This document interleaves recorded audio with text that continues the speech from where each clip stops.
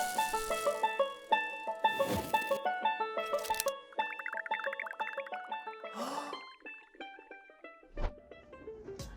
this is Buffy with STEM. Today I get to introduce you to one of our new STEM kits that are available for checkout.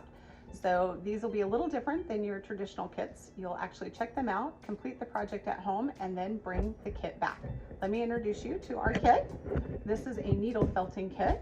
It'll come in a plastic container like this. Inside you will have a supply list, so you'll want to double check, make sure you have everything. There will be several different colors of roving. There will be a different cookie cutter, some finger guards, one for your thumb, one for your finger, two different needle felting tools. One is a single and one is a multi-needle tool. You'll have a pair of scissors, an ornament hook, and a felting pad. So you'll set your felting pad out, place your cookie cutter, which is going to give you your basic form or your basic shape. This is, again, just an introduction to felting. So you're going to use that form to kind of keep your roving in the shape that you want. I'm going to go ahead and put my finger and thumb guard on. The needles that we use are a special needle. They have a barbed end, and that helps to agitate the roving and felt it together. So basically, I'm going to pull apart. And I don't really use the scissors so much. I mostly just pull my roving apart, and I'm going to loosely place it inside of my cookie cutter form. If you're going to use the multi-tool, which I really like to start with, if I'm on the edge, I make sure to sleeve it over that edge just so that it doesn't break the needles.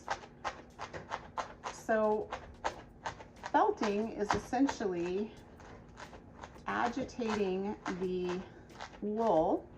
Wool has a type of scale, and those scales, when agitated, will bind together or felt together to form your finished product. So I'm just going to kind of add, the colors throughout. You get to decide how thick you want your felted piece to be. Make sure that you do it thick enough that it actually stays together once you remove that cookie cutter. So I'm just, agitating and working the roving. So traditional felting is often done by agitating in hot water, and that hot water, as it works the felt, it also works the roving. It causes that same felting principle to happen. So I feel like I've got a pretty good amount there in the center. So I'm going to, at this point, remove my cookie cutter. So I've got my general shape like this. And this is where I can come in with the single needle and redefine the edges. So I want to make sure that I create in my tree, if that's the cookie cutter that you have, the different branches so it looks like a tree instead of just a giant triangle. But if it looks like a triangle, that's not a big deal either. You get to decide. This is your project.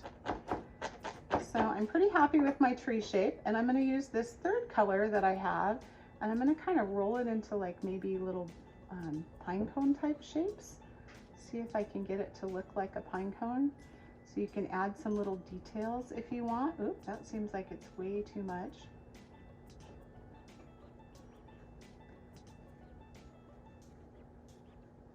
So you're just going to keep working until you're happy with the project that you've created. As you can tell, it's pretty simple. It doesn't take a whole lot.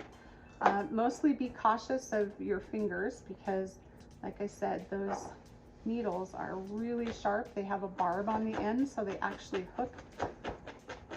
So I've got a couple little pine cones here on my tree. I feel like I got good definition around the edges. And now I'm going to go ahead and just pull that off of my foam. And I have a beautiful little tree that I'm going to use my ornament hook.